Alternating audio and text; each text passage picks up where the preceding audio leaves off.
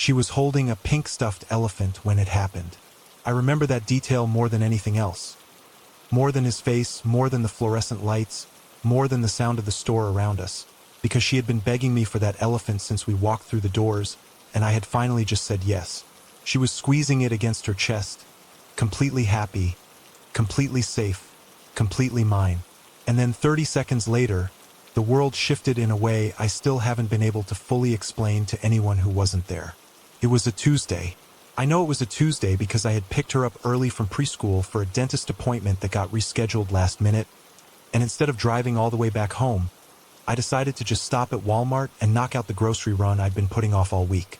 It was maybe 2:30, 2:45 in the afternoon.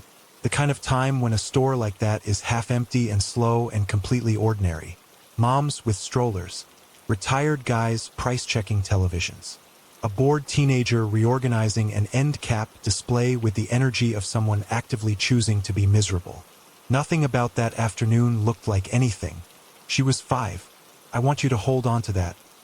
5 years old, barely up to my hip, wearing a yellow raincoat she refused to take off even though it hadn't rained in 4 days. She had strong opinions about that raincoat. She was that kind of kid. Funny and stubborn and completely trusting in the way that only children that age are trusting, where the world hasn't handed them a reason yet to feel any different. We were in the toy aisle because of course we were. I had told myself we were just cutting through it to get to the other side of the store faster, which was a lie I told myself every single time and never once believed. She made a beeline for the stuffed animals like she always did, and I stood there with my cart checking a grocery list on my phone, half paying attention the way you do when you've done a thing 1,000 times and your body just goes on autopilot. That's when I first noticed him. He was standing near the far end of the aisle, looking at a shelf of board games. Nothing about him was immediately alarming. He was probably mid-40s, average height, wearing a dark green jacket and jeans. He wasn't doing anything. He was just standing there. But something in the way he was standing made me look up from my phone. I can't explain it better than that. Some animal part of my brain clocked him before my conscious mind caught up. He wasn't reading the boxes. He wasn't reaching for anything. He was just oriented, facing a shelf but not really looking at it. I looked back down at my phone. We moved on. We went through the grocery section, the cereal aisle, the bread aisle. She sat in the front of the cart eating a free cookie from the bakery sample tray, still hugging the elephant. I had almost completely forgotten about the man in the green jacket by the time we turned into the children's clothing section on the other side of the store, which had to be a 10, maybe 12-minute walk from the toy aisle through completely different departments. He was already there, not close to us. He wasn't hovering. He was on the other side of the circular rack of little girls' summer dresses, flipping through them slowly, not looking up. And I felt it again, that same low, animal hum of wrongness. The same thing I'd felt in the toy aisle, but louder now.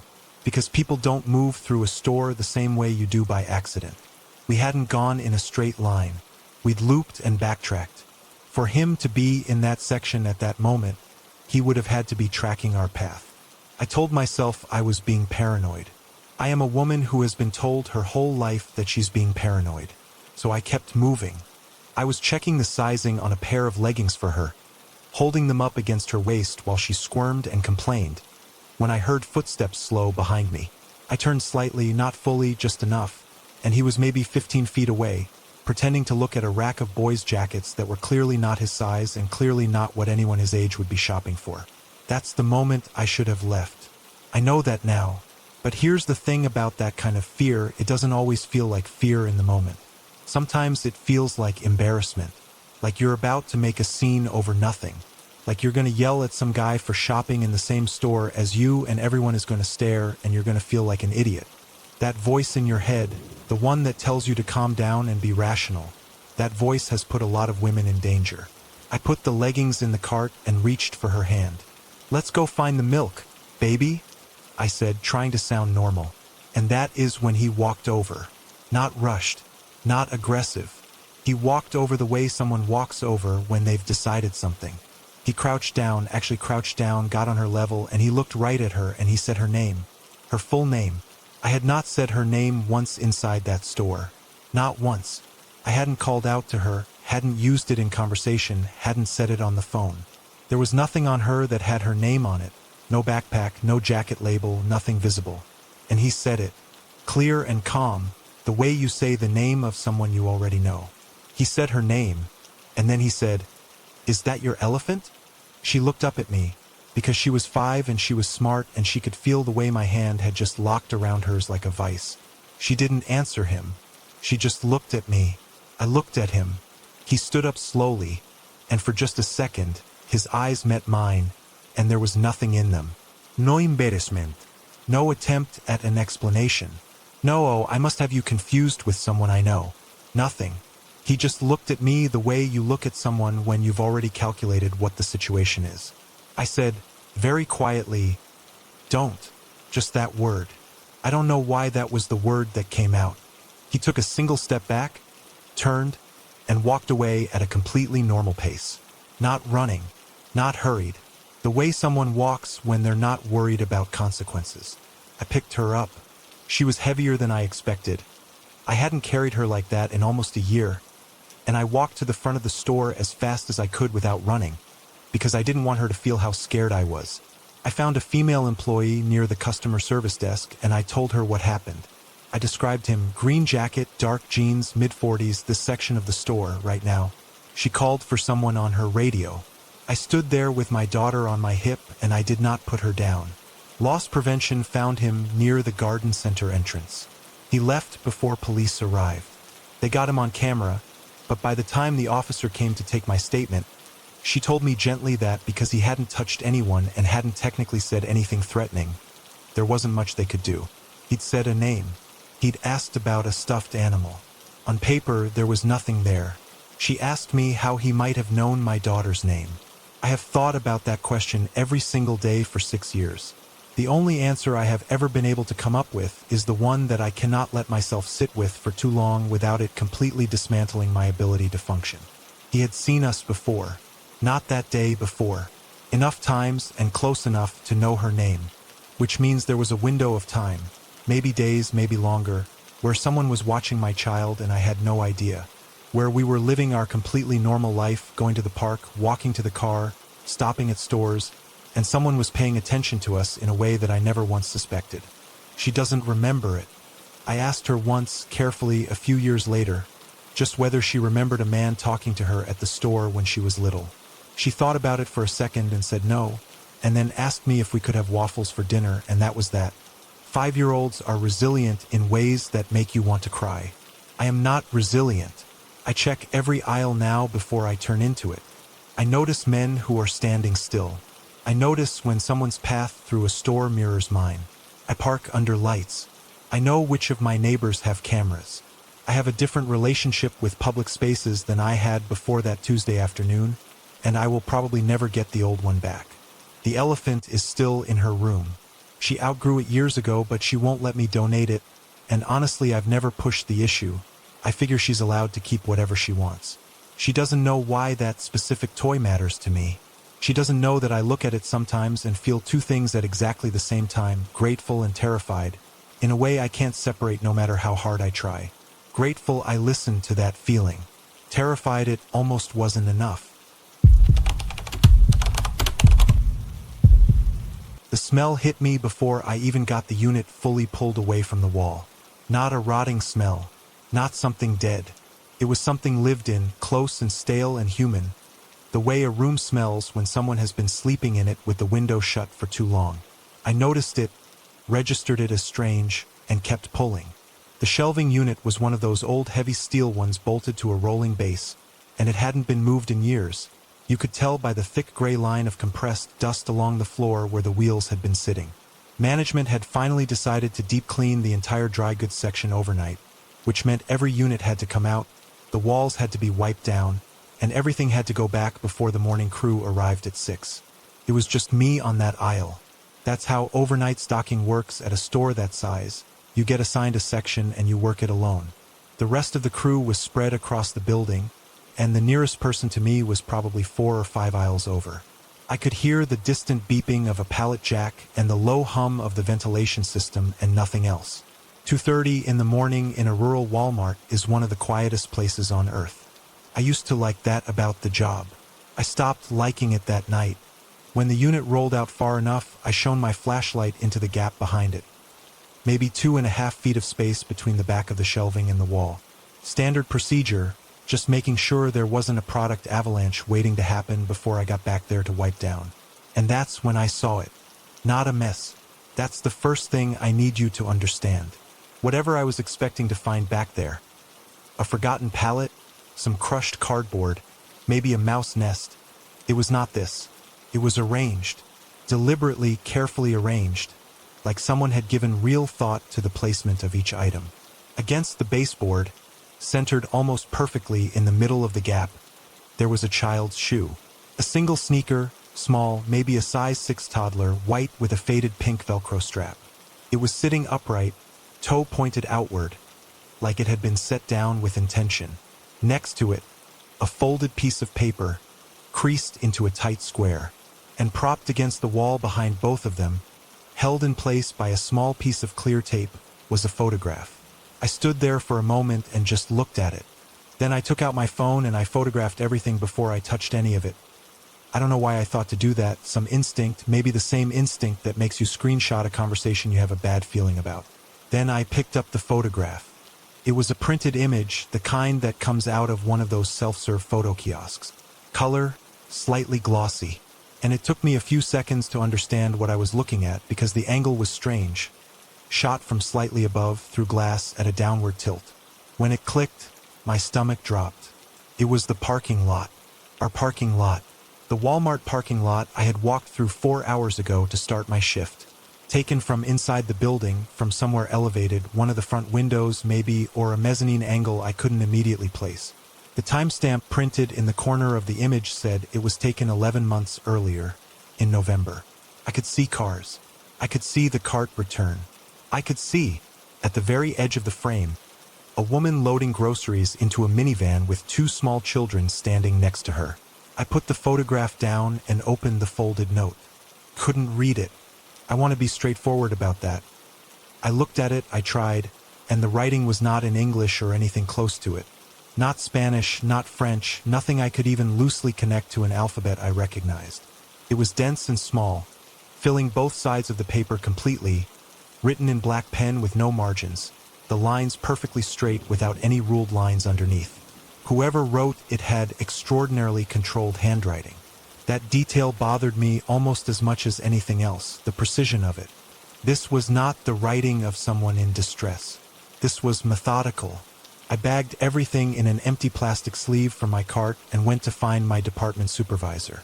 He was in the back room doing inventory counts, and when I showed him what I'd found, his reaction was not what I expected. He looked at the bag. He looked at the photograph. He looked at the shoe. And then he said very flatly, "I'll take care of it." I asked him what that meant. He said, "It means I'll take care of it. Go finish your aisle." I told him I thought we should call someone, loss prevention, management, maybe even the police, because a photograph of our parking lot hidden behind a shelving unit with a child's shoe felt like something that needed to be reported. He looked at me for a moment with an expression I've replayed in my head many times since and still haven't fully decoded. It wasn't quite annoyed, wasn't quite nervous, wasn't quite dismissive. It was somewhere in between all three. He said, "This isn't the first time something like this has turned up." And then he walked away with the bag. I stood in the back room for probably 2 full minutes before I went back to my aisle. I finished wiping down the walls. I put the shelving unit back. I stocked the rest of the section in complete silence while my mind kept cycling back to what he'd said.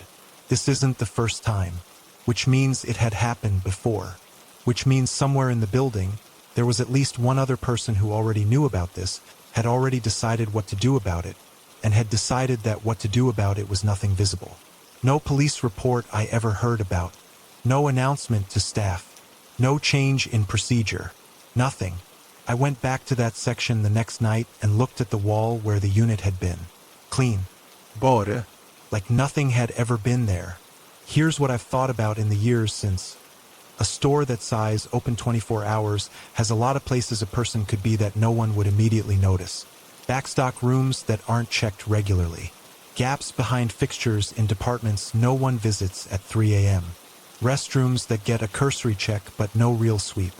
If someone had been using that space, not sleeping there full-time necessarily, but using it, returning to it, treating it as some kind of base, how long could that have gone on before anyone found evidence of it? The shoe, the note, the photograph. Those aren't things someone accidentally leaves behind. Those are things someone brings. Things that matter to them. Things they would have come back for. I started paying attention differently after that. Not in a paranoid way, or at least not right away. Just noticing. Noticing which parts of the store were genuinely unwatched on overnight. Noticing which security cameras had blind spots, and there were more than I ever would have guessed. Noticing which doors were supposed to be alarmed but weren't. At a store that size, in a rural area, with a skeleton crew at night, the building was much more porous than anyone shopping there in the daytime would ever imagine.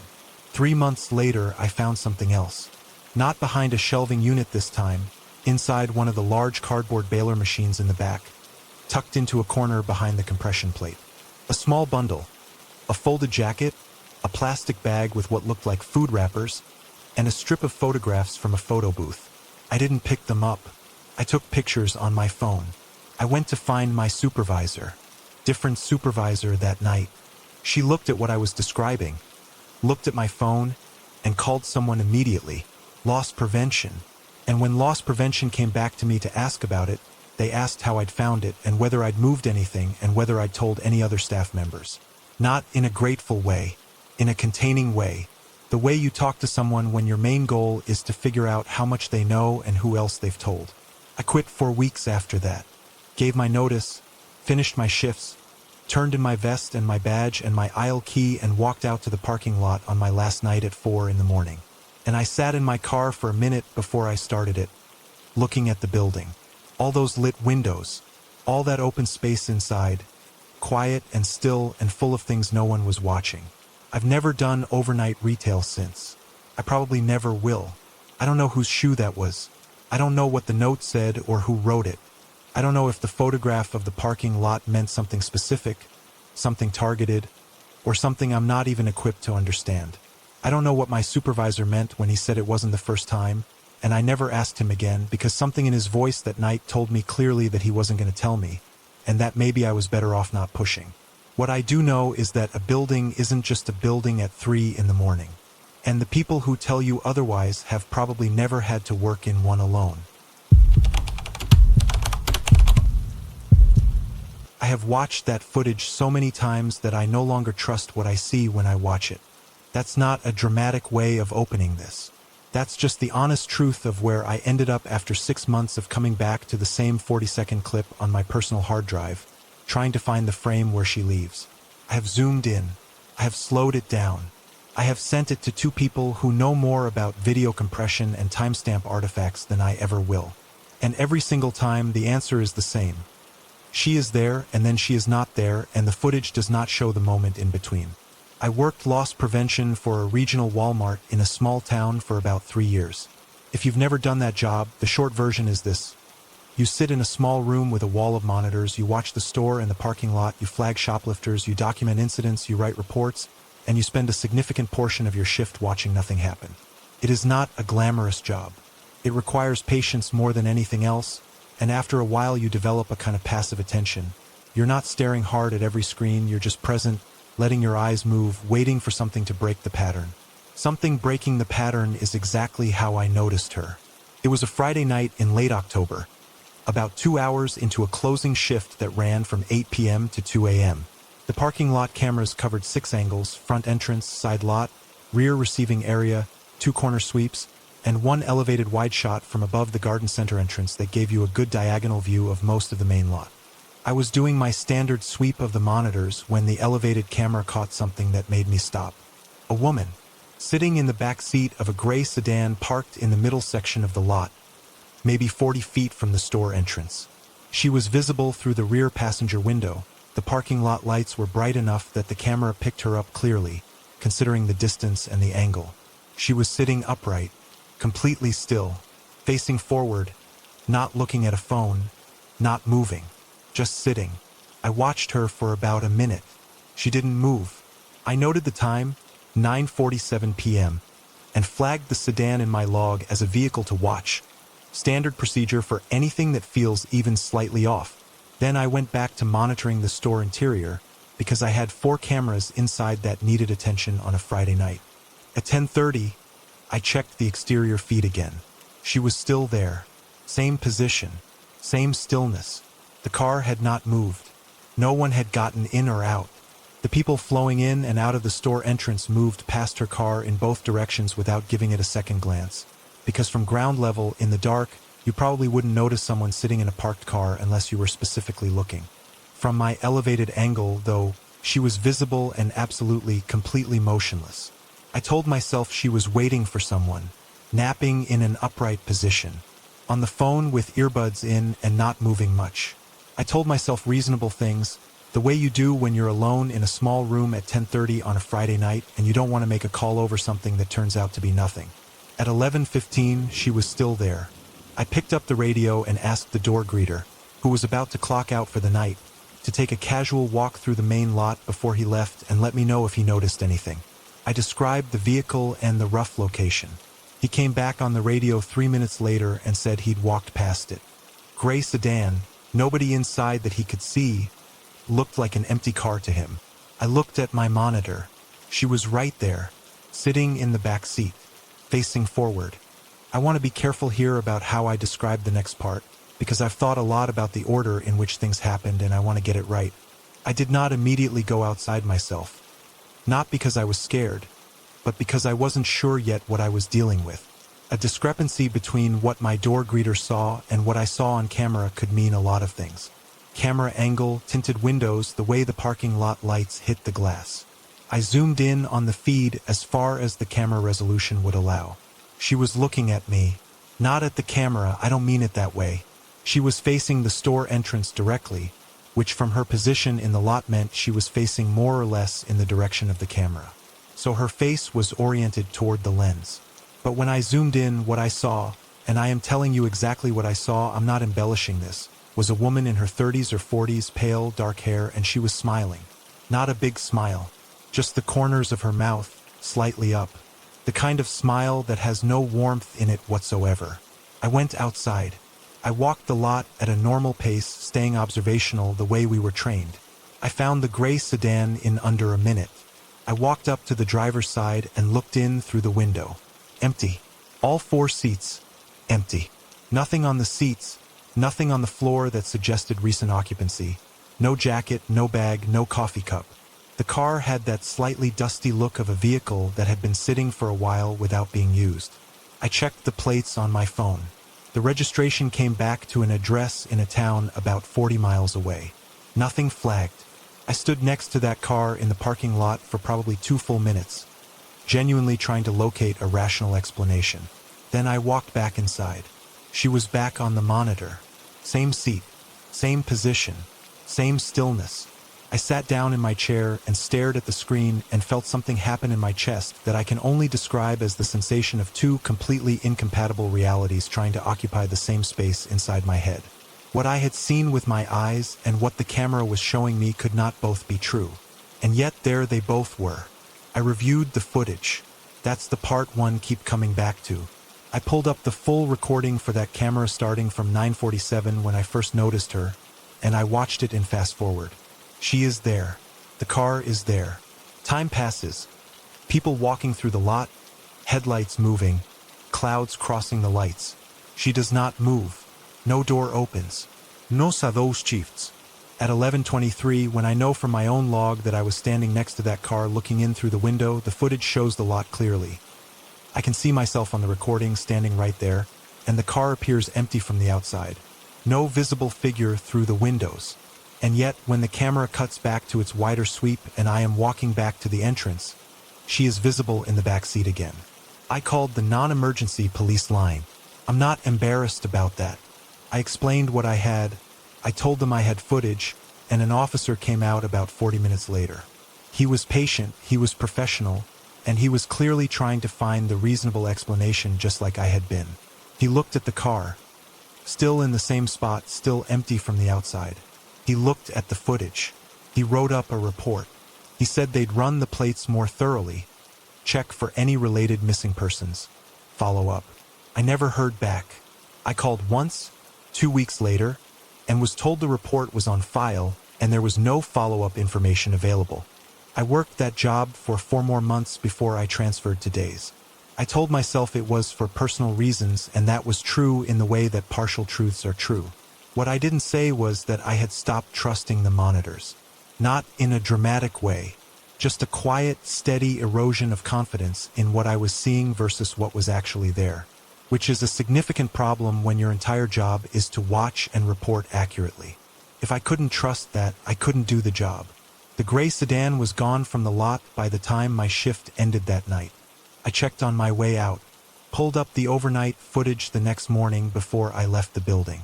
The car appears to pull out of its space at 1:14 a.m. and exits through the south lot entrance. No one gets in before it moves. The driver's seat, from the camera angle, appears to be occupied, but the image quality at that distance at that hour isn't clear enough to tell you anything definitive. There's a gray shape behind glass. I have the clip saved. I've watched it more times than I want to admit.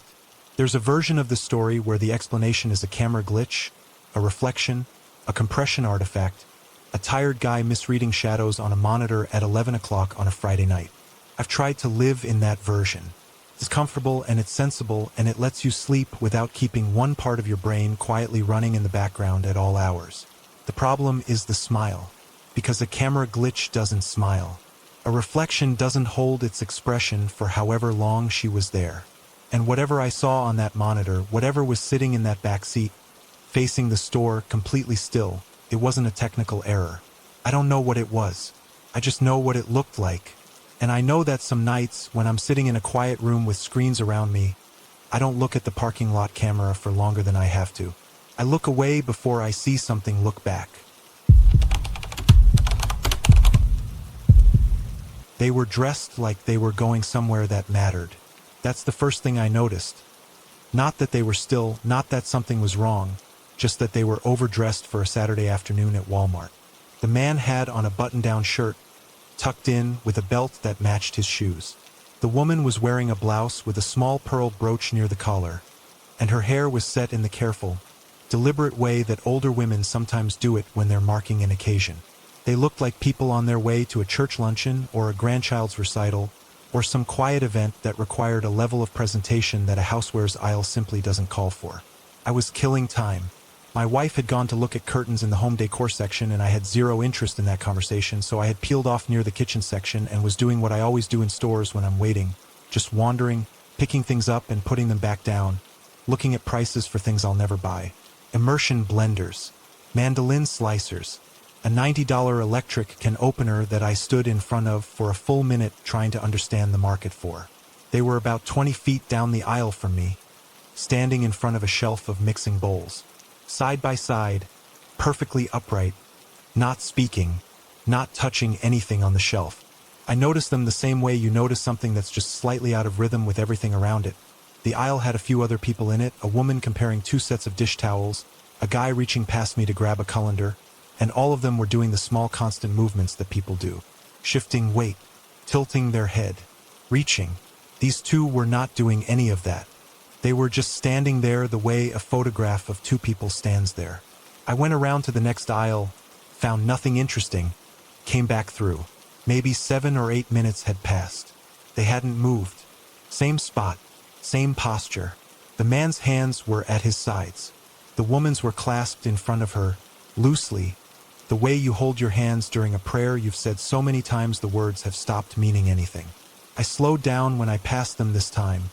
Not obviously, just a natural hesitation, and I looked at their faces. The man was staring at the shelf, not reading labels, not scanning for a product, just staring at a fixed point somewhere in the middle distance behind the bowls, like the shelf was a window and he was watching something on the other side of it that I couldn't see. His jaw was set. His expression was the specific kind of blank that isn't peaceful.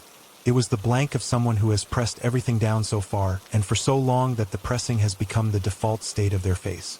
The woman's eyes were slightly lowered, not closed, just aimed at the floor in front of the shelf at nothing in particular.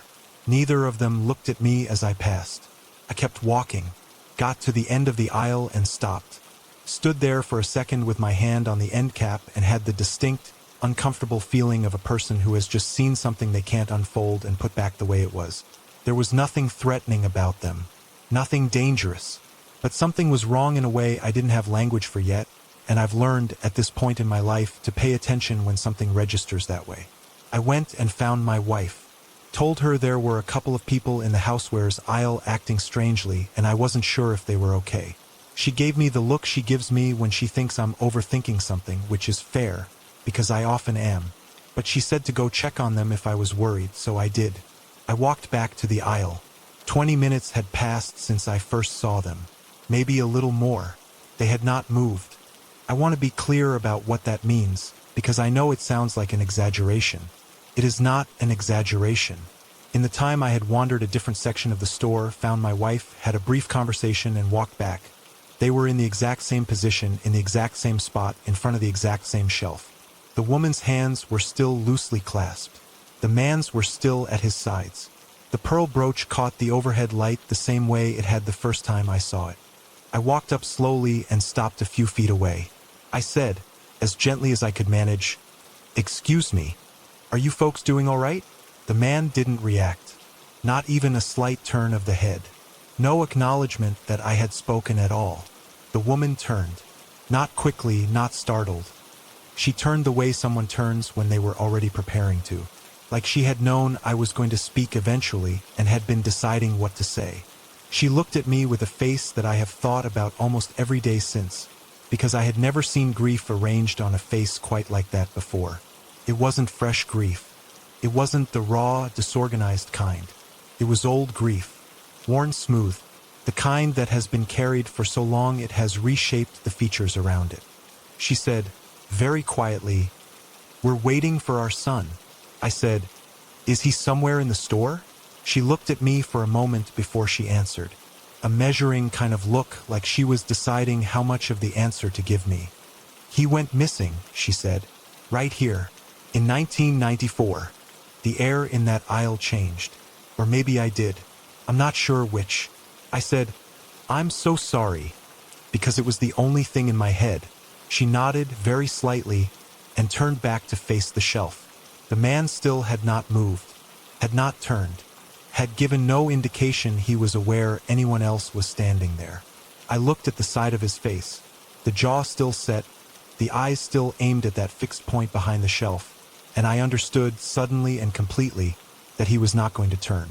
Not because he was rude, not because he was unaware, but because turning meant breaking something, and whatever they were doing in that aisle, whatever private ritual had brought them here on a Saturday afternoon dressed like it was an occasion, it required a stillness he was not willing to give up. I took a step back, and then another, and then I turned and walked to the end of the aisle and stood there, and I will be honest with you, I didn't know what to do with what I had just been handed. A child went missing in that store in 1994. I did the math standing there in the aisle. If he was young when he disappeared, he would be in his 30s or 40s now. These people were in their 70s, maybe older, which means they had been carrying this for 30 years. 30 years of not knowing. And at some point along the way, they had started coming back. Coming to the spot. Standing in the place where the last version of their normal life existed before it was taken from them. Dressed in their good clothes like the occasion still deserved that respect. I looked it up that night. I want to be straightforward about this. I didn't find a record matching exactly what she described. Not from that specific store. That could mean a lot of things. Records from 1994 are not all digitized. Small-town cases don't always make searchable archives. A missing child case that went cold after enough years sometimes gets filed in places that aren't easily accessible to someone just running a search on their couch at 11 p.m. The absence of a result doesn't mean the absence of the event. What I found instead was harder to sit with. A pattern. Case after case of parents who return to the last known location. Who mark anniversaries in the specific geography of loss. Who come back to a parking lot, a park, a stretch of road, a store aisle, not because they expect to find anything, but because it's the only coordinates they have left. The last place they were still whole. There's documented psychology around it. Trauma anchoring, some call it. The body returns to the wound. That's what I think I saw that Saturday afternoon. Two people whose bodies had brought them back to the wound. Dressed well because it still mattered.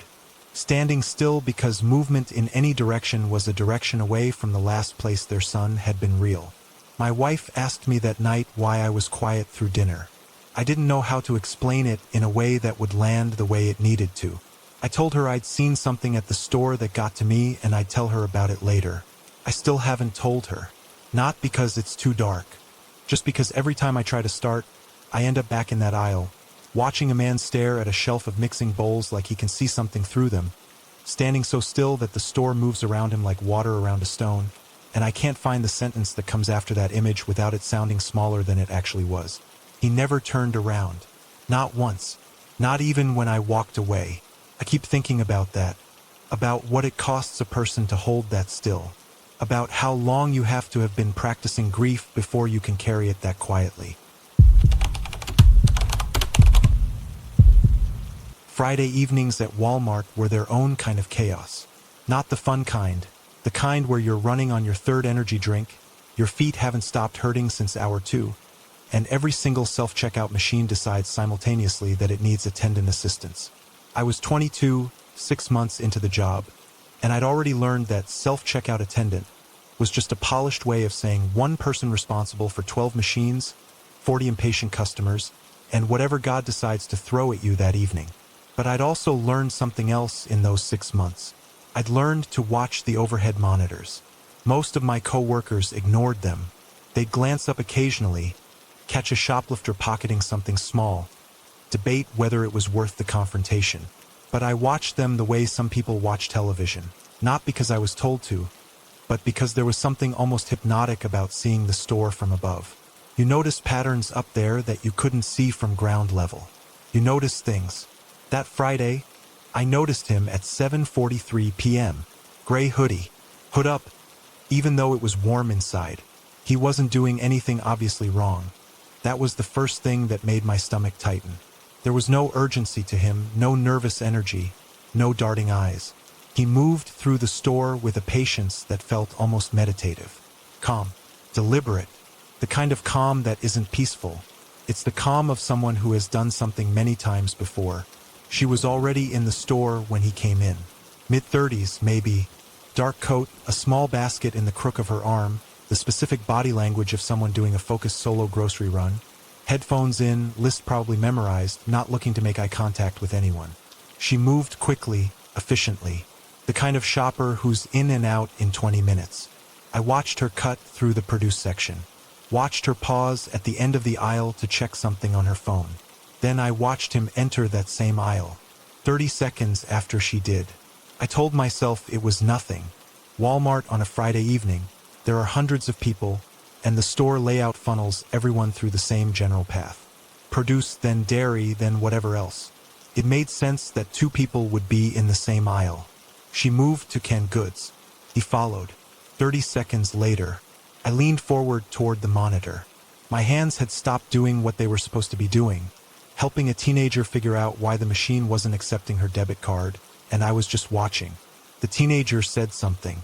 I didn't hear her, because I was watching him watch her. He never looked directly at her. That was the thing I kept coming back to, the detail that burrowed under my skin and stayed there. A normal person who happened to be walking behind someone would occasionally glance at them, maybe make accidental eye contact, maybe reach past them for something on a shelf. He never did.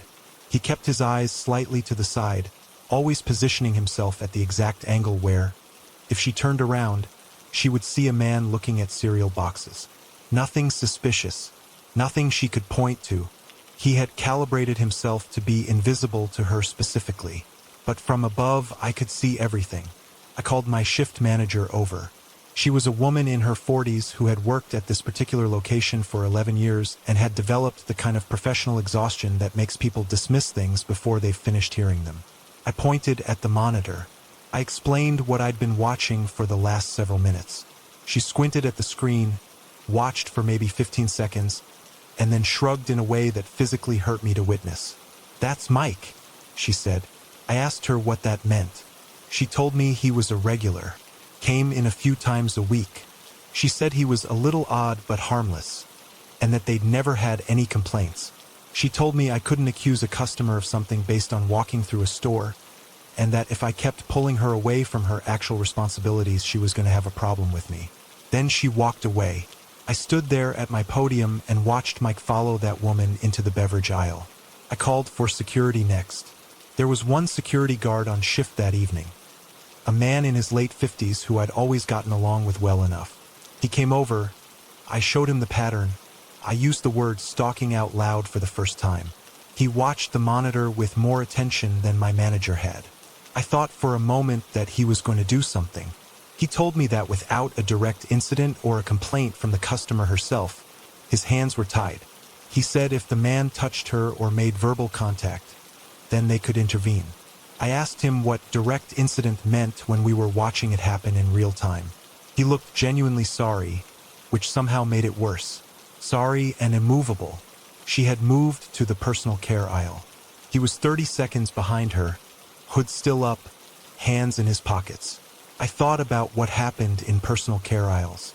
How isolated they could be, how the shelves were taller there, how a woman with headphones in and her guard down because she was in a Walmart at 8 o'clock and not some dark parking lot. I thought about all of it and I made a decision. I told the teenager whose transaction had been sitting frozen for the past 4 minutes that I was so sorry, that I'd be right back, and then I walked off my podium.